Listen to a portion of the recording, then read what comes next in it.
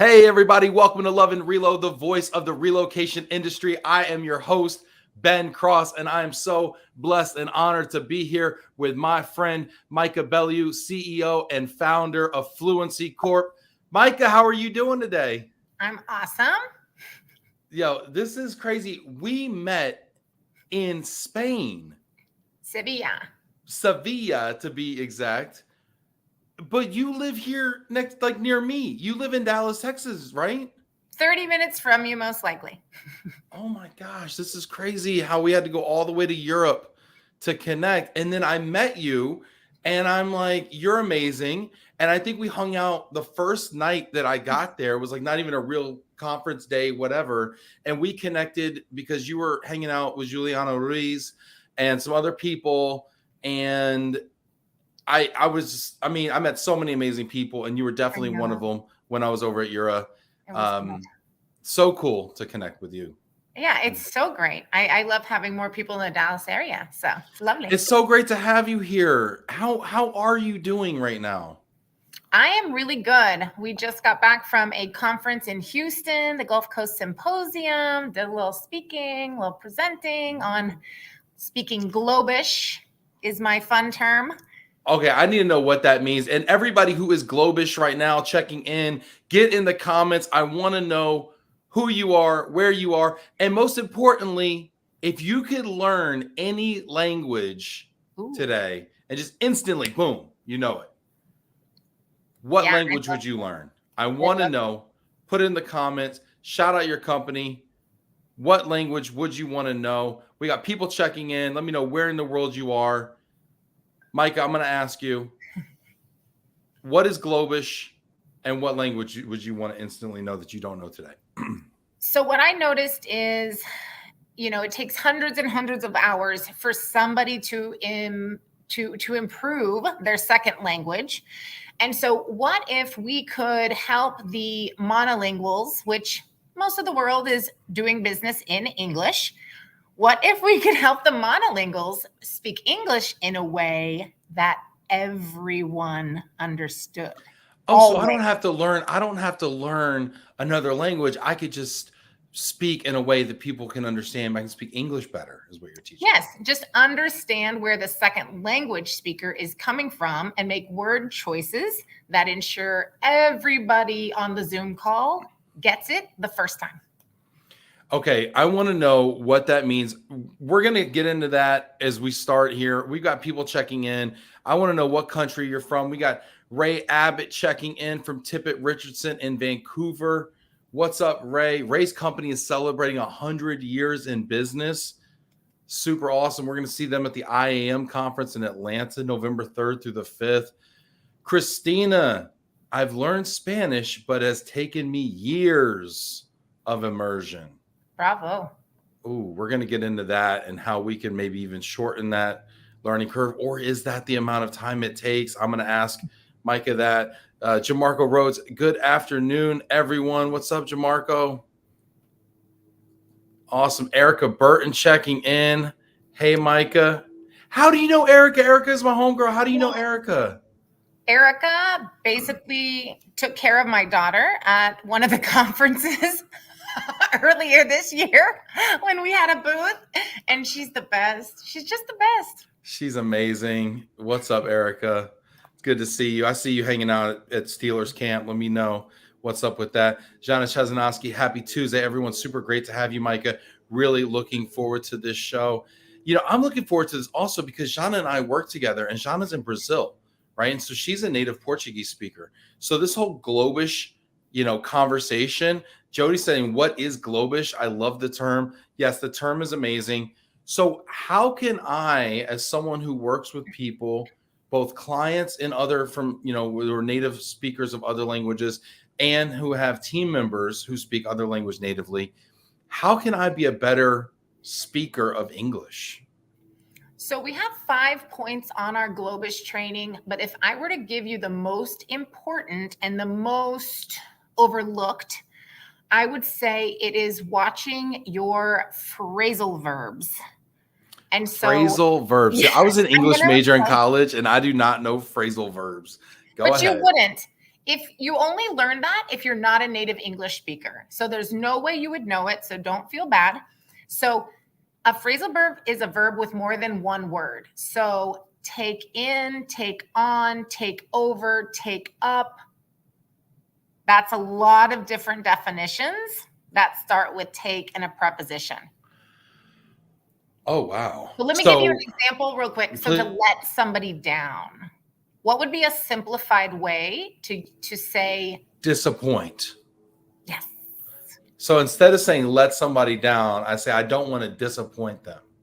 Everyone will get that, but it's less likely they will know let someone down. Okay. I want to do another one. Can we do another one? Okay. Another one was my boss just kept going on and on and on. Have you been talking to Shauna? Have you guys planned this?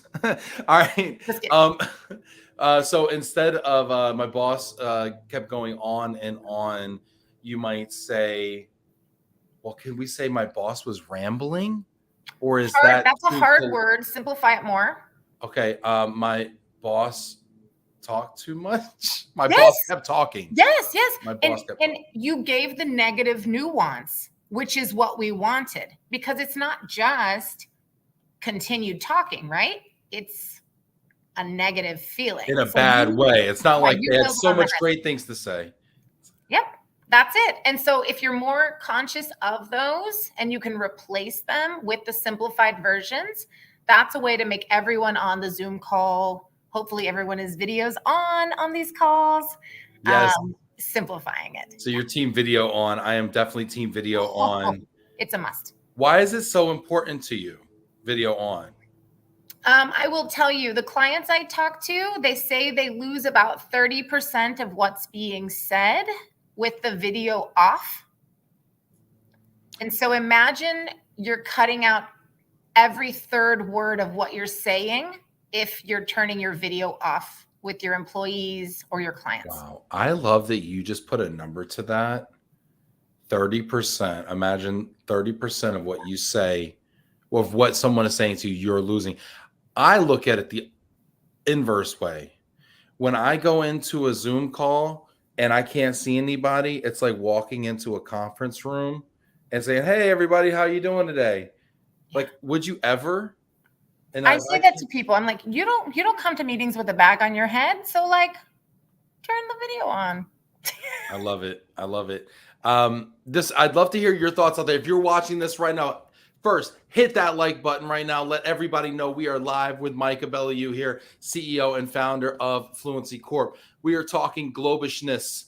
We're talking about how to communicate better in your own language. We're going to talk about learning a foreign language and what goes into that. I want to know, what do you think right now? Stacy saying, I love this quiz. Can we do one more?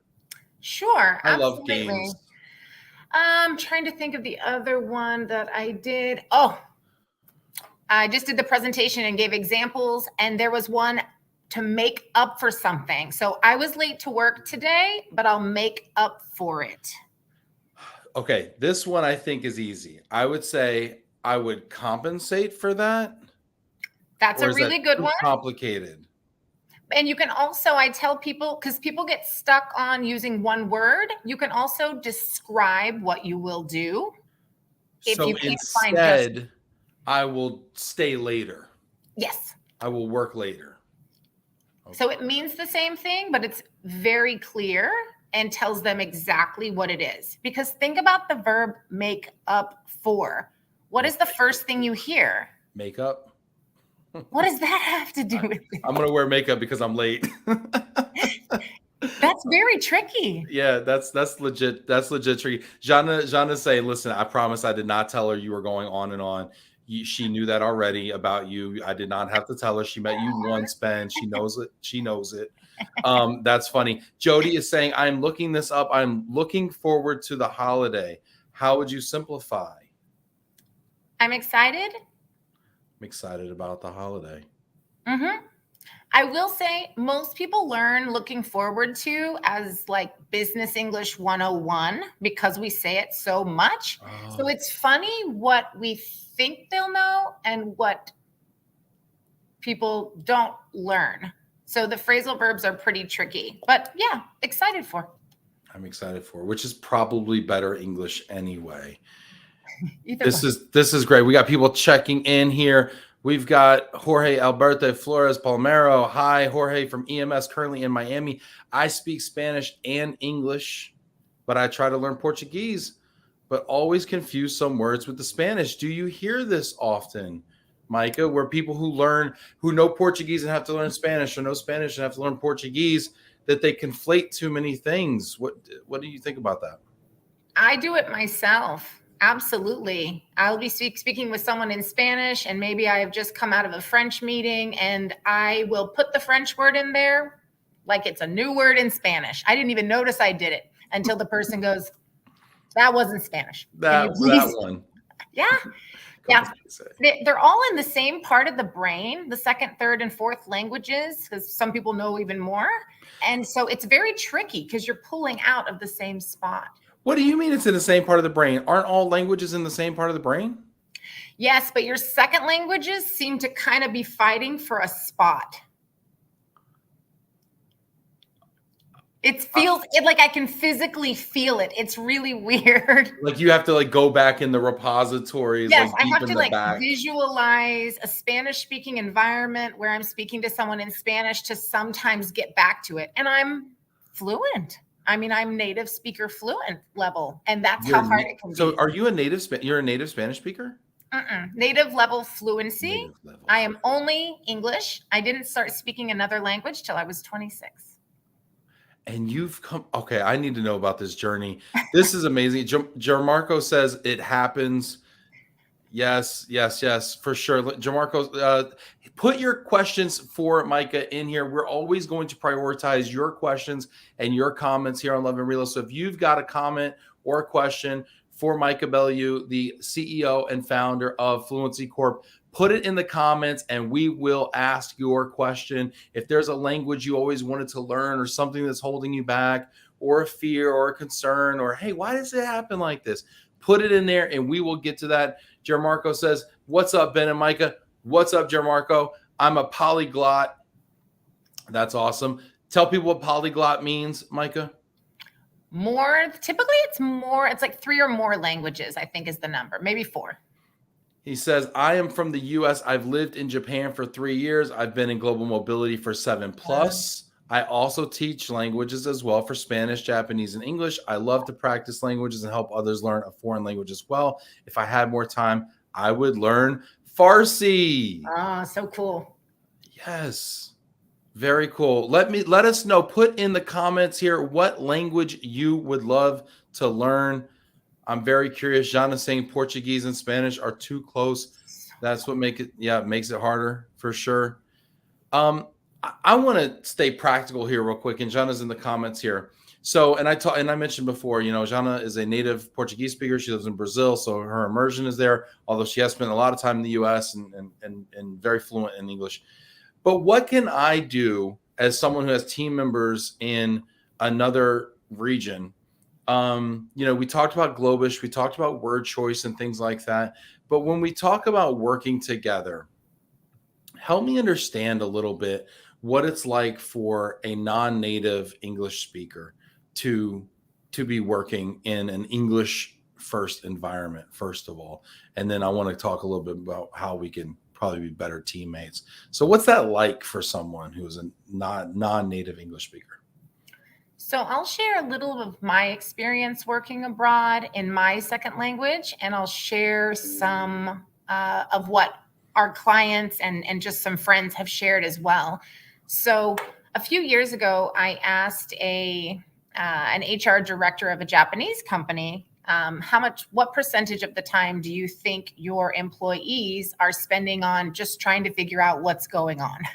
Whether it's emails or, listening to a Zoom recording again because of something that happened on a call.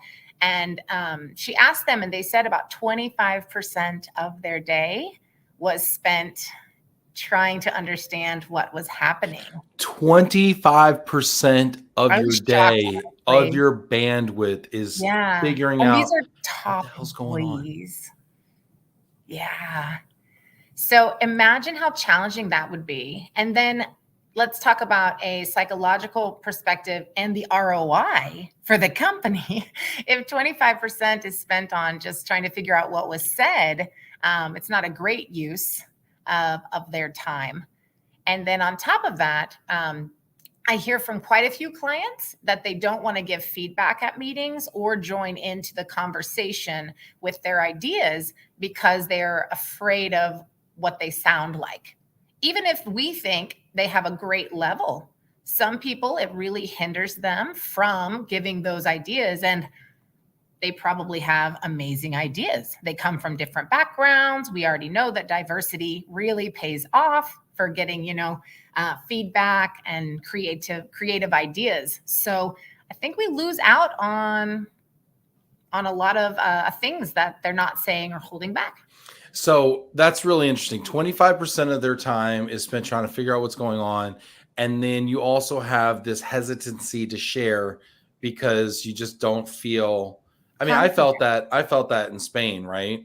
Yeah. Where you're not so apt to speak up because you're not a non-native speaker, right? Of course, my Spanish is trash, but anyway, but still, I know what you mean, the hesitancy. Yeah.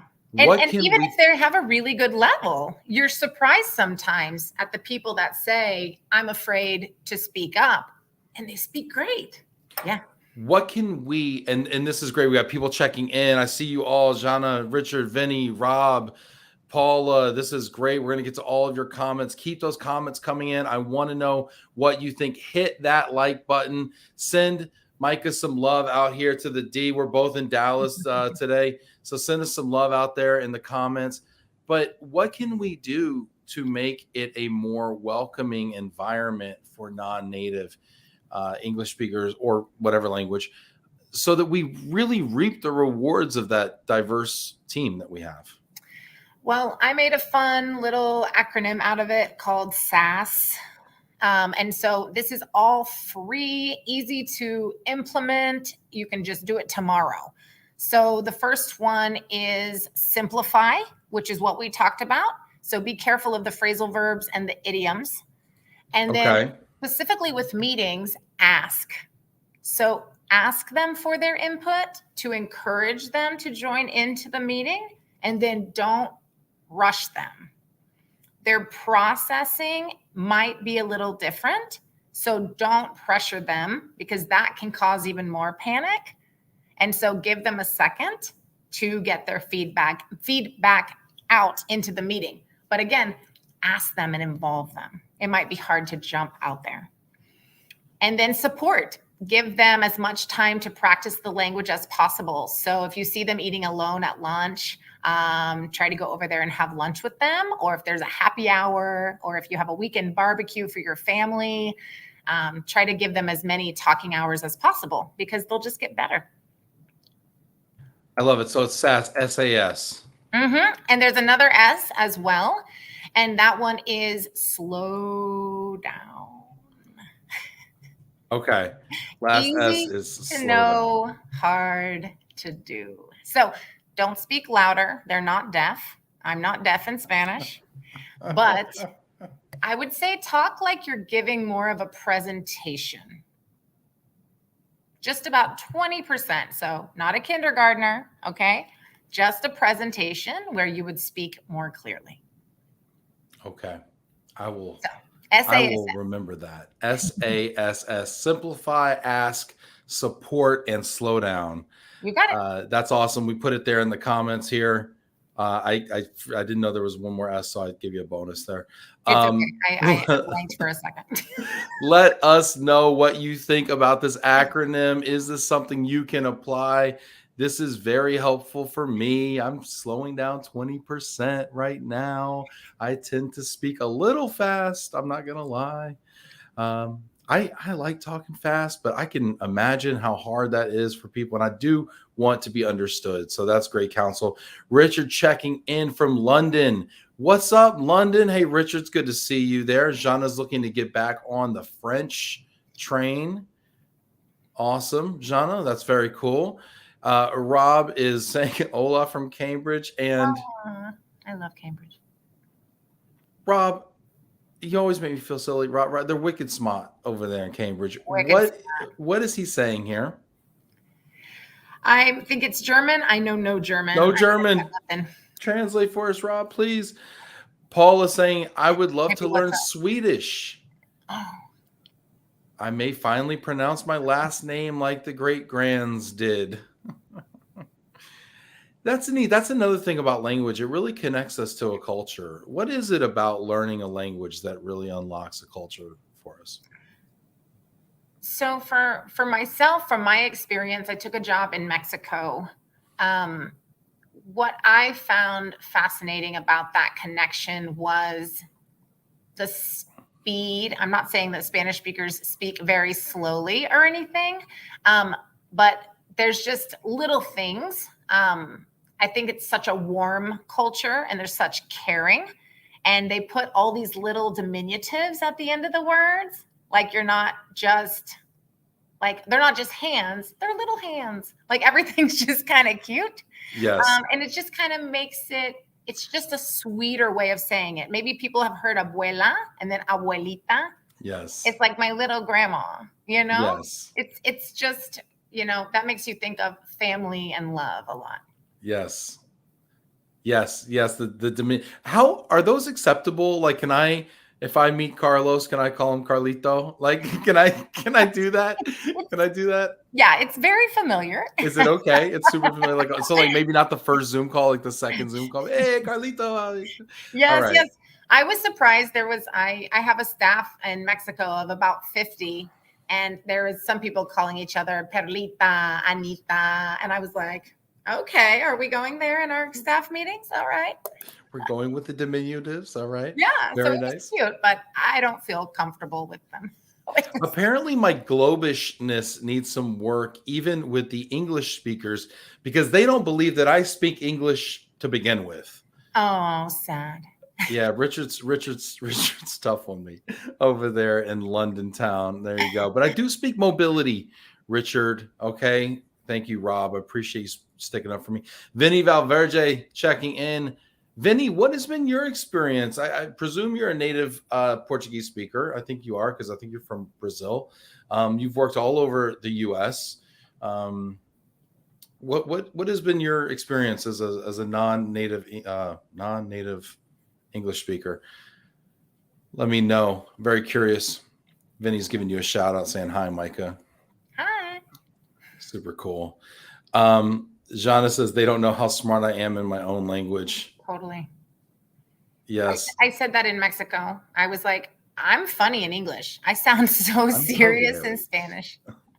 I'm hilarious. Okay. But that's true. Somebody told me that too, as we kind of start to kind of bring this back to mobility. Somebody told me that, and I never really truly realized it. And I probably not until I went to Spain. They said we're bringing people all over the world, and they could be doctors, lawyers, engineers, the best and brightest in the world.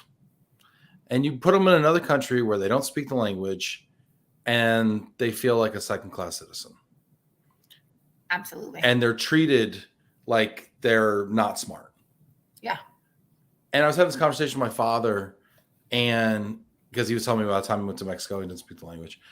And I was like, here we are in the U.S. I mean, the U.S. is probably, I don't know. I feel like we're the worst. We're the worst at this. Right?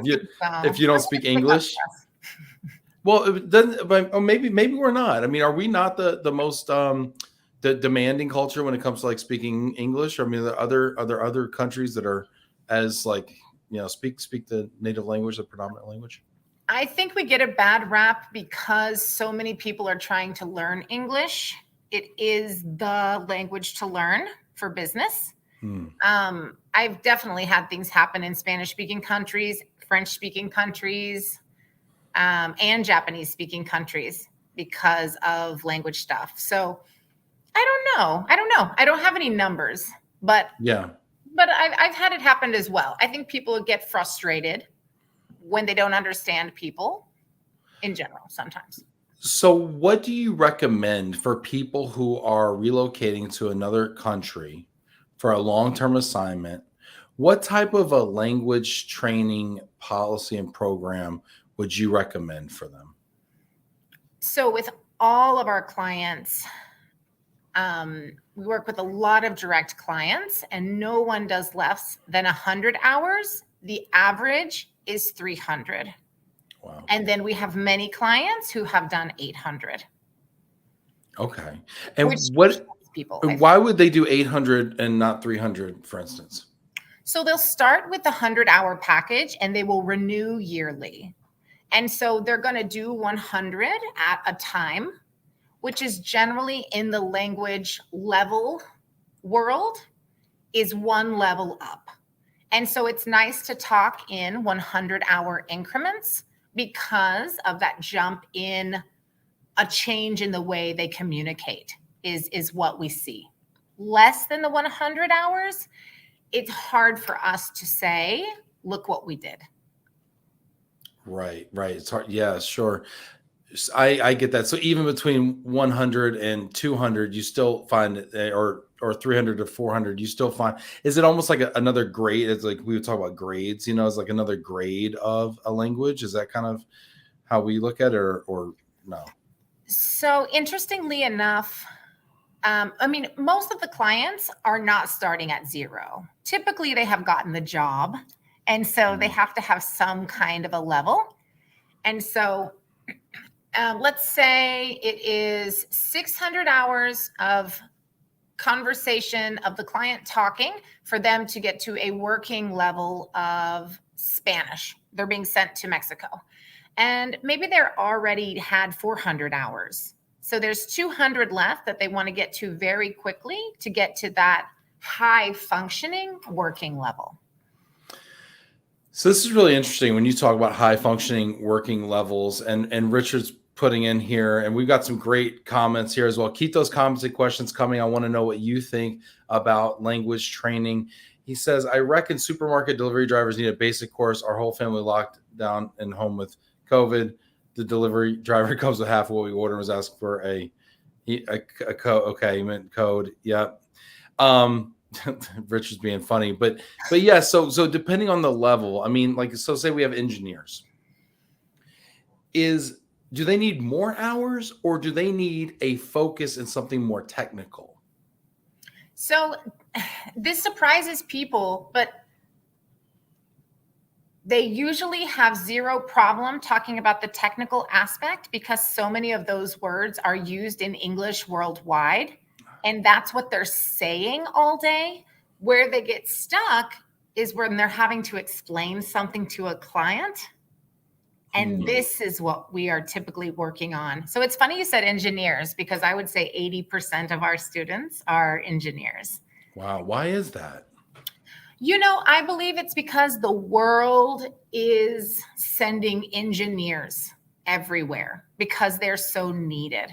So that would be my thoughts. Anyone else can jump in on why the world is sending engineers all over the place. But I'm thinking that in the US specifically, we have a bit of a drought of engineers. And so we have to hire them from somewhere. Yeah, it makes sense though. It does make sense.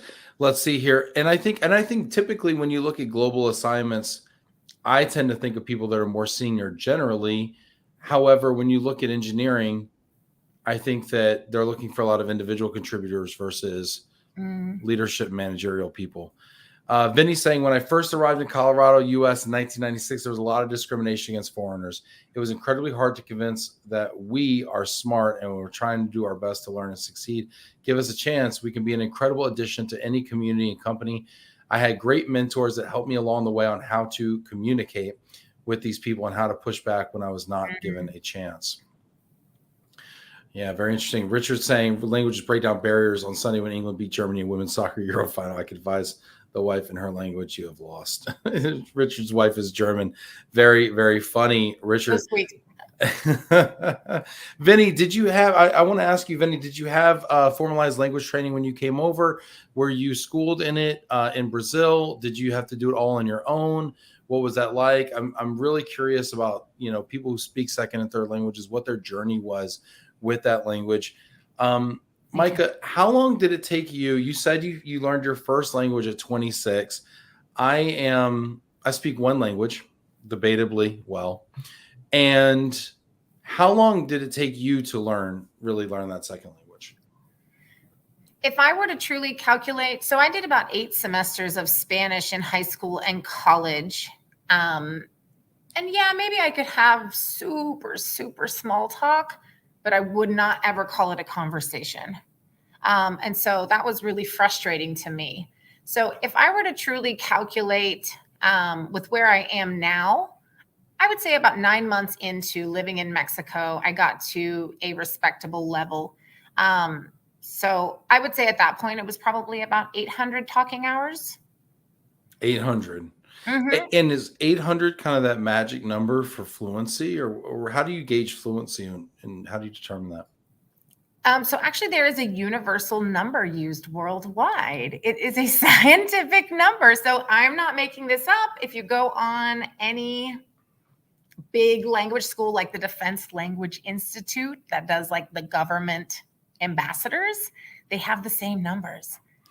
So And what do so they? Okay, how do they measure this? I'm super curious how they measure. Yeah, this. so it's hours listening and speaking, and so it can't just be listening because the only way to learn to speak is to speak. And so it has to be a back and forth, which is where I think a lot of things fail in regards to language classes, because the teacher is going, talking like 95% of the time. And so the students never do the output part. Yes. No. And yes. No. As I think back to my instruction in high school, the teacher would be at the whiteboard, or the blackboard back in the day, or the green board, and with the pointer, stick, and it's like, here's this verb, here's how you conjugate it, here's how you conjugate it again. Oh, and the conjugations, like, oh yeah. Yeah, that was very difficult for me. What 2-year-old learned conjugations? Yeah, I don't even know what a conjugation. I mean, I think it has a lot of meanings. I don't even understand really. Yeah. So I think that totally makes sense to me that it was hard for me to learn in high school. I didn't even try in college. So what would you recommend to me? We have people out here who are saying, they want to learn other languages. Vinny's saying Chinese is next for me in the next few decades. He's saying, smiling. What would you recommend for us out here that want to learn a new language? Yeah, well, of course, it's not something that I believe. It's something that I know. You really need to have someone to talk to. So if you can find a teacher that is very focused on conversations, so maybe there's 10% of the grammar and the translation, and then 90% of the usage. And you've got to get someone who's going to do things that are relevant to what you're going to use it for. I think that's one of the biggest things that disappointed me in my classes is I remember at one point I learned the word for chrysanthemum in Japanese. So useful. I'm going to say that every day. I don't even say that in English. And so I think relevancy. I don't even like that flower here. Why would I say that over there? So relevancy is huge. And so if a teacher is going to be, you really got to find the right person. You have to find the right person with the right method.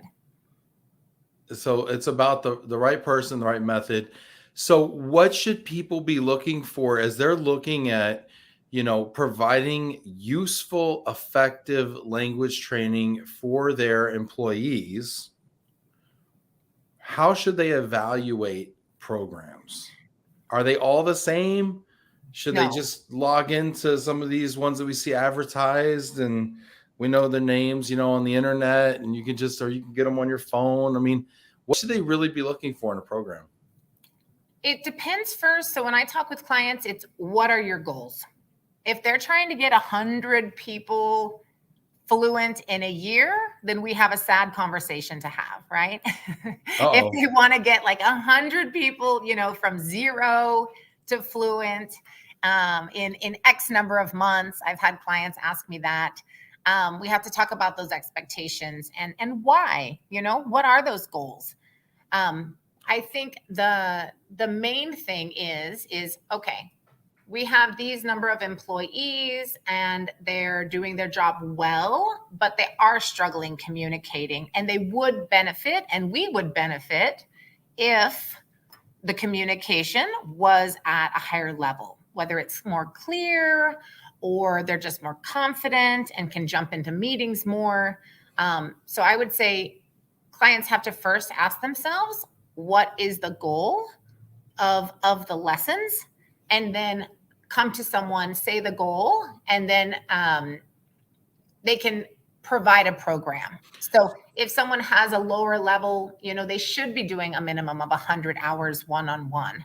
If someone has a very high level, a lot of times CEOs and CFOs already have this level, then maybe they do a polisher course, we call it, where they can do the 50 hours to improve certain aspects like pronunciation or nuances. Oh, this makes sense to me though, because when you're like, if you're a C-level person and you have to say, let's say, do a town hall meeting in your organization, you don't want to have a mispronunciation or a wrong verb choice or something mismatched, because I mean, ultimately, whether we like to admit it or not, we listen to the way people speak and we make a judgment about their intelligence.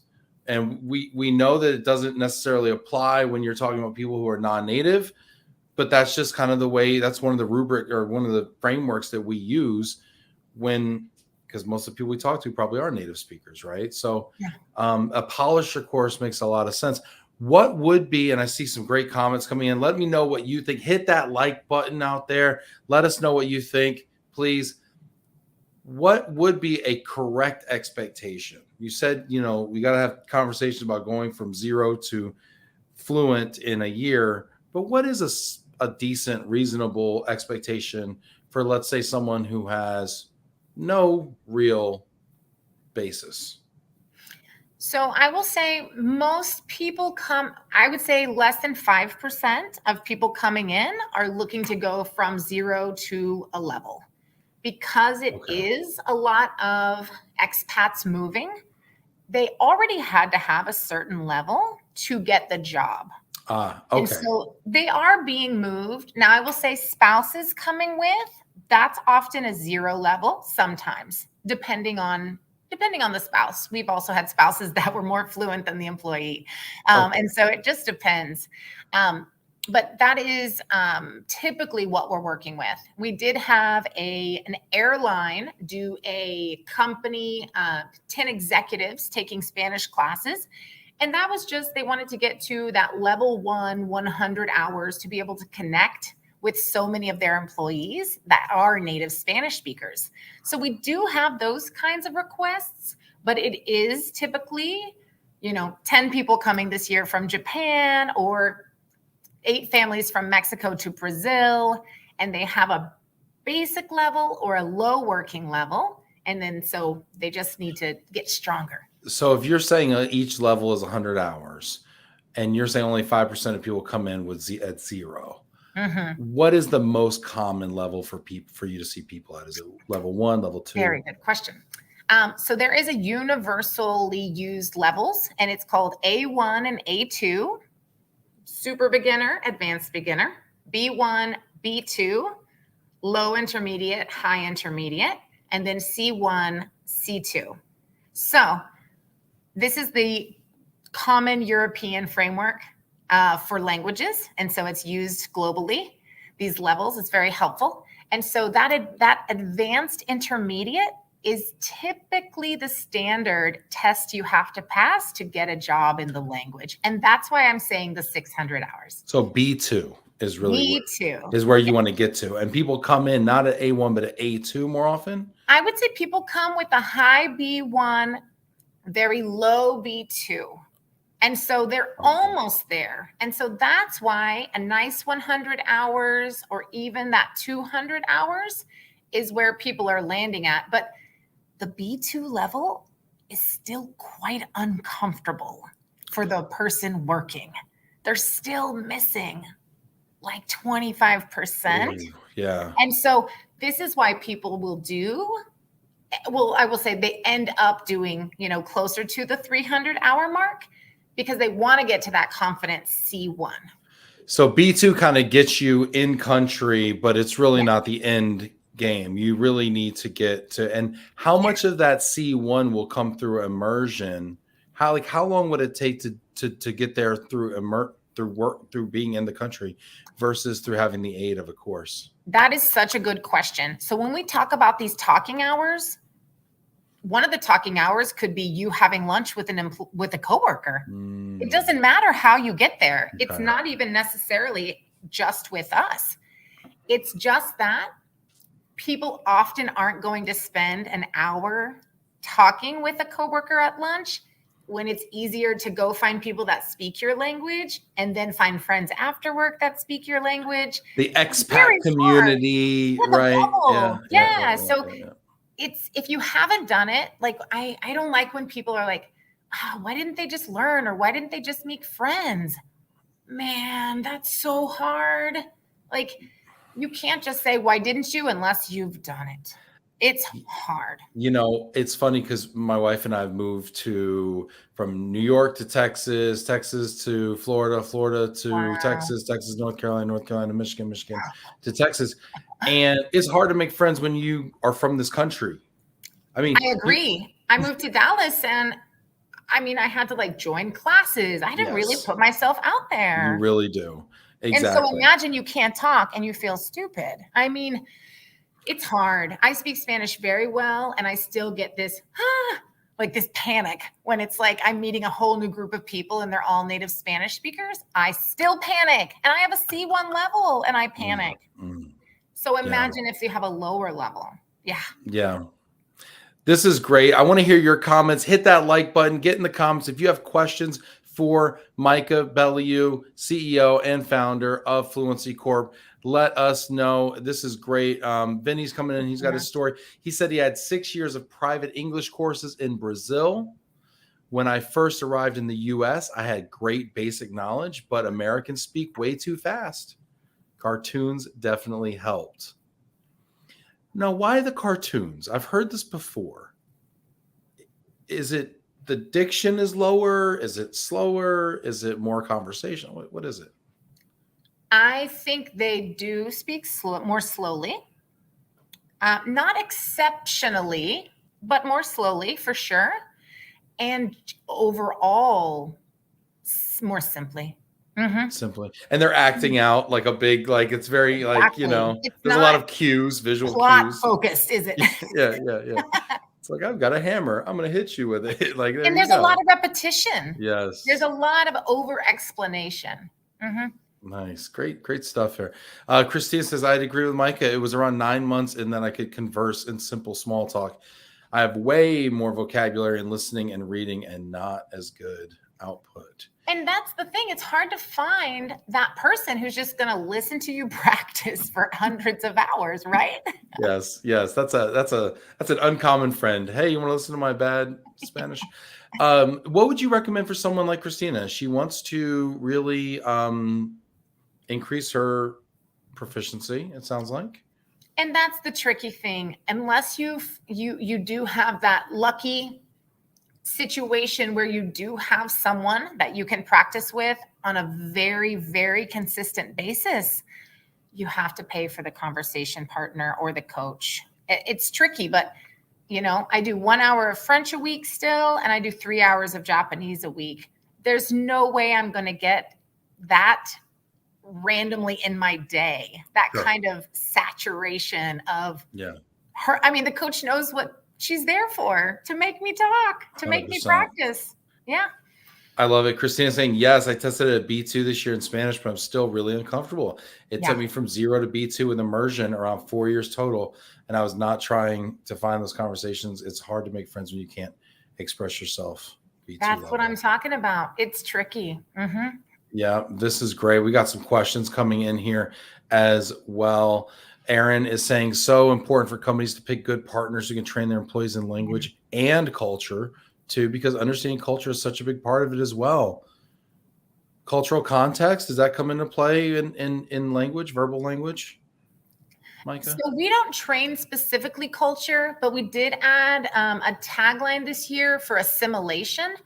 And when you're spending 100 hours with somebody over a year and then 2 years and 3, you get all up in each other's business and you talk about everything.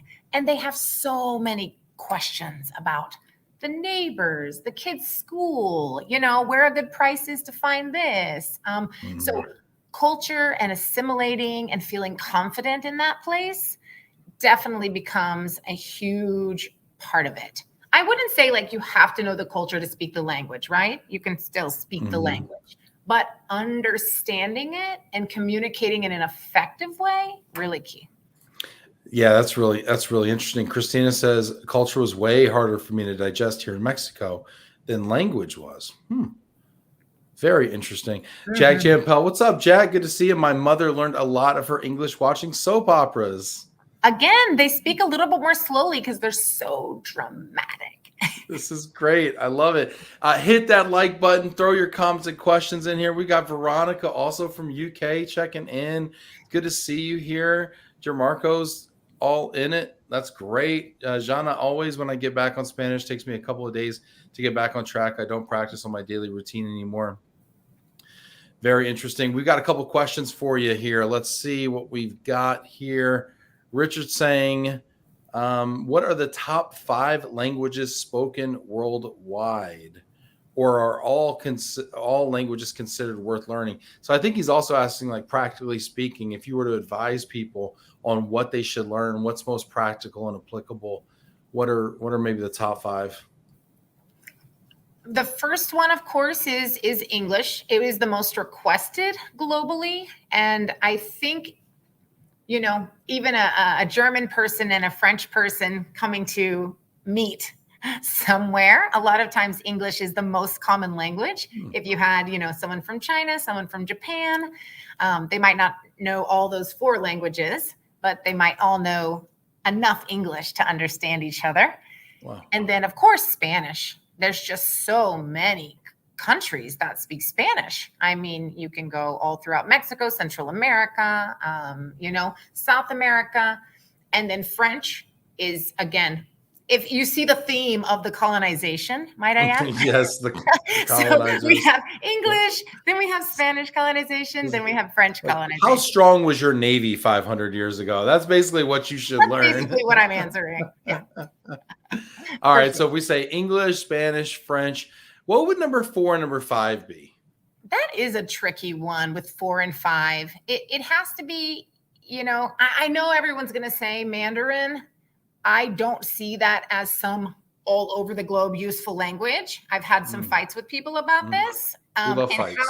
How long it takes to learn, I just don't see it getting there. I know everyone's You don't see the ROI being as strong on Mandarin. No. Yes, the Chinese market is up and coming, but it's also kind of an insular market too.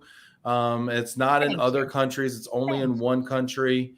So from the applicability standpoint, unless you have a business or an industry, if you manufacture, manufacturing maybe or something where you're over in China, maybe Mandarin makes sense. But no, that's really an interesting perspective.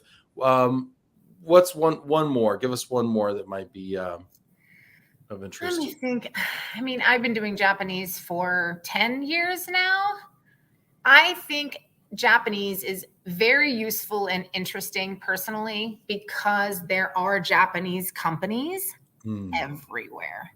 So I like this one. It could be a bias just because I find it fascinating. So I'm gonna stick with my Japanese though. That's really interesting because you're right. Because I was up in Detroit and I was struck by how many Japanese companies and how many Japanese expats, nationals were there because they're in the automotive industry, both as and as suppliers to American car manufacturers. Right, they're making the seats, they're making the steering wheels, things like that, as well as the components. So really interesting. That's great. We got another one here from Rob.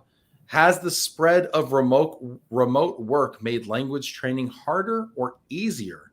Is it harder for people to get immersion in a language with remote work?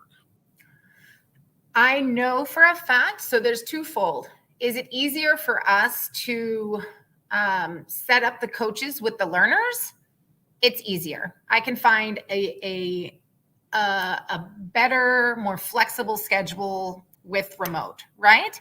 Rather than it's going to take us 45 minutes in rush hour traffic to get through the middle of downtown LA to get to the client.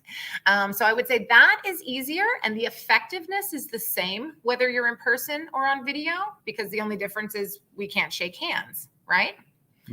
But it has been brutal for people working in their second language, not being able to run into people at the water cooler, have lunch with people. The level has just plummeted because now all they have is the Zoom call. They don't have the extracurricular.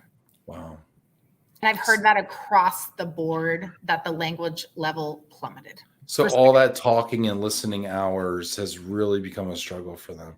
Now, is that good for the language coaching business though? Because now they're relying on you and your coaches to be that listening and talking time? I would say people have an average of 2 hours a week to work with their coach. It's extremely rare for people to have more time. I mean, they have a job to do. And so they are working. And so I would really say that companies need to, if possible, I know a lot of companies went to super remote, find that time to get their employees together, or the employee really needs to put it on themselves to go meet people after work as well. I think there's only so many hours that they can be in a language class. Yeah, no, makes sense. Let's see here. Veronica saw a post recently on InterNations where someone posted an invitation to others who may want to help with practicing English. Does Micah think there is a role for social media communities to help with conversational English? Do you see English meetups, where people are speaking together and meeting one another using social media? Yes, absolutely. So what I would say is I have done this before with Japanese and French before COVID. The thing I would say is non-native Japanese speakers speaking with other non-native Japanese speakers is not a great conversation. So you need a native speaker. Yes. Once again, it's very hard to do this consistently in order to get progress. So imagine I need 100 hours. That's going to be a struggle to make someone that you're not paying come and do this and suffer through your really, really bad Japanese, because that's my level currently, really bad. And so I pay someone. Now, there are magical situations where this does happen. So for example, when I was in Mexico, I made friends with my neighbor, and for 2 hours every single day, he was just hanging out on the stoop and we chatted. And that is one of the main reasons that I got fluent. But it's hard to make that situation happen, right? It was pretty random. Yeah, that's really interesting. Yeah, that's super interesting. Veronica, I think if you had someone out there who was like, hey, Ben, I'll buy you lunch and you can talk to me in English, I might be up for that, Yeah, that's a great one. Lunchinenglish.com. Feel free to buy that. Veronica, let me know how it works out for you. We got some people lobbying for Portuguese as one of the top 5. I mean, come on. Help me out, Vinny's saying. Portuguese is amazing. Janaína, don't you agree? And of course, Janaína says, yes, it's one of the most beautiful languages. Why is Portuguese not in your top 5? I think I kind of spaced on that one. I wouldn't say, I think I was thinking most useful for global mobility and most useful for going. I think useful is all over the world. And I think that's why. I will tell you, I do think it is the most beautiful spoken language, I have to admit. And so the most of all the languages, Italian, Spanish, all of them. And it needs to be from Brazil. I'm really going to say, because I'm sorry, Portugal, you have a different accent. Okay. I love you, but it sounds different. So I blatant pandering here on Love and Relo. Hit that like button if you agree with Micah's pandering here. Her top 5. I think your top 5 is amazing. I mean, you do struggle with the Portuguese element of the fact that you have Brazil, you have Portugal, and then you kind of start to run out of places to use it. So, and that's all I was thinking. Yes. Tons of love for Portuguese. Yes, the language of love. Just saying. Is that true, Vinny? All right, cool. This is great. Jermarco saying that it can be challenging to recreate the natural language learning environments on your own. Exactly. It's tricky. I got lucky with that neighbor. Rob Zeitz is saying not German. I knew someone was going to say it. I was waiting for someone to say it, and I am sorry. No. 9. Why? Why not? Again, look how small. And not only that, the general level of English for many Germans is so high. I'm looking at the real overall useful value. Well, you know what, Rob, of course, Rob, look, these Air Inc. people, they really know how to dig. Mozambique, Macau, Angola, these are all places I suppose I can use my Portuguese. Thank you so much, Veronica. Lunch can help. True. Rob's Let's do it. Let's joint venture that. Micah, you know what? You quizzed me earlier, and now it's my turn to quiz you. Ready. We're going to play a game. You up for that, Micah? Ready. All right. It's a game called Overrated or Underrated. Very simple. I'm going to give you a topic. You are going to tell me one of two things. It is either overrated or it is underrated. Okay. And I will tell you if you are correct. All right. Our first one is language training. Overrated or underrated? So underrated. If they can't talk, what are they doing? I kind of dig it. I kind of like it, you know? If they can't talk, what are they doing? I love it. That sounds like it should be a t-shirt. We'll see at the next conference. Like, if you can't talk, what are you doing? I love it. I'm a jerk, and I'm just throwing it in your Hey, no, but I mean, you know, it's fair. Well, I get a little forceful about that because I'm like, what do you mean there's no money for language? Yeah, what are you doing? All we do all day long is write email. Let's be honest. We write email and get on Zoom calls, okay? Yes, we have to talk and understand and feedback and all of it. I agree. I think it's underrated. I don't think we put enough emphasis on it. Yes. We are a monoglot culture here in the U.S. in many ways, not always. There's a lot of bilingual and yes, it should be visa language. And now that it is a requirement in some countries, it is not a requirement in the U.S., I believe. Yeah. Mm-hmm.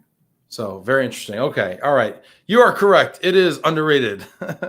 What is the next one? Pasta, overrated or underrated? I don't know why, but it's overrated. It's just meh. It's just meh. Okay. All right. Does anyone take umbrage with this stance? And you know what? Listen, Mike, I got to give you credit. You know, you take some hard stances here. Okay. You ticked off all the China. That's a big one, first of all. Okay. And now you're coming for the Italians with the pasta. I'm coming for the first, pasta. their language doesn't make the top 5. Second, their national foods. And you know, actually, you could argue that China invented it. So maybe you're taking shots at China again. I don't know, but I dig it. All right. What do you think out there? You're watching this right now. Pasta, overrated or underrated? We're taking hardline stances here. Micah says, live without it. Meh. You know, I think most pasta could be considered overrated. But a homemade noodle or a gnocchi or something like that that's made of the mano of the person, okay? I think that's Italian for hand. I don't know. I don't know. Check me on that. I know they will. I think there's something to that, right? If you got a nonna and she's making the pasta, okay, I think there's something to that. So, but you know what? I think as presently constituted, at least here in the U.S., it's overrated. This is great. This is fun. All right, next. Hot weather. We're both sitting in Dallas, Texas. It says it's 100 degrees on my computer right now, and it's 4:00. Overrated or underrated? I just don't get the hot weather thing. Yeah, I think it's overrated. I don't get it. She's like, I don't get it. I don't get it. I don't understand. It feels awful to me. My body reacts differently. I don't like it. You say it like it's a trend on TikTok. I don't get the hot weather thing. I don't get it. I'm not going to jump on the hot weather train. Like, yeah. Yeah, it's a lot. I was sitting there with my wife last night. We were watching a show. They were wearing coats. And I was like, I miss the cold weather.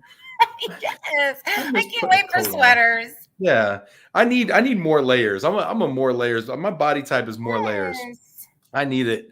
I agree. Richard's saying I'd even eat pasta, but supermarket guy didn't bring it. You're still That ragging on this poor supermarket guy. He doesn't have. He's at a B2, and you're busting on him over here. Poor guy. Gee amazing. whiz. This is great. Okay. We got another one. A tiny bit of progress every day. Overrated or underrated? I guess I'm just the queen of the underrated. I don't know. I really try to focus on, one tiny small thing and not look at everything I have to do. And then when I look back at my month, so much got done. A lot of times if we have that really big list, you're just like, forget it. I'm going to watch Netflix. Yes. The big list or the big goal or the big vision, like I want to be this. Yeah. Well, you don't realize that I want to be this is comprised of a lot of tiny decisions along the way and incremental progress, and a great journey is made of many steps or something like that, right? And I think you're 100% right. And you don't just wake up and you're a success, or wake up and you're fluent, or wake up and you're buff, right? It takes a lot of little steps. So I dig this. And the first step is always the hardest, and the next step's the next. So this is great. Jermarco saying underrated. Jana's, here's the umbrage. Micah, you are going great, but pasta rocks. Underrated. That's great. I knew someone was going to be real upset about the pasta. Yeah. Yeah. Hey, what are you going to do? This has been a blast, Micah. So much fun. We have got to connect since we're both in the D. We got big D. Actually, I came from the little D apparently in Detroit. So yes, now that we're both in the big D, we got to connect. I love everything you're talking about. I might even take a small step towards learning a language because of this conversation. If I did, what language would I endeavor to learn? What are you passionate about learning? I started learning Italian in high school. I did a poor job, but I really want to go to Italy. It needs to be something you want. Yeah, like it has to be like tied to like a goal, or like Spain. Spain is good too. Spanish, is good too. And then I've got this amazing colleague of mine who's lobbying for Portuguese. I might know her. I don't know. It's tough. It's really tough. It is tough. Yeah. Jermarco saying you should, Ben. Great decision. Put it in the comments. What language should I learn? And I might just take that small step. Micah, this has been great. Do you want to leave us with just a final thought today? I would say, if you are with an international or a multilingual workplace, company, or in global mobility, I truly believe there are so many people not asking for it, or realizing about 3 months into the relocation, oh crap. And so I would just say, please check in with them. Even if they've all been moved, the electricity's been turned on and everything is set up, check in with them at about 3 to 4 months and see if they're doing okay with language. Yeah, that's great. Checking in with people is a great thing to do in general, and especially when people are in a transition like a assignment. So thank you for that reminder, and thanks for everybody for checking in with us. People are saying I should learn Spanish. People are throwing curveballs like Monegasque. I don't, Rob, leave it to y'all. Really, Wunderbar. People are saying this is great. Arabic, he's saying, is an important global language. Interesting. Yes, beginning with the end in mind. I love it. Very cool. Breaking down barriers. I'm glad we could do that for you, Richard. Thanks everybody who was here. Hit that like button. Follow Micah on LinkedIn, and we will see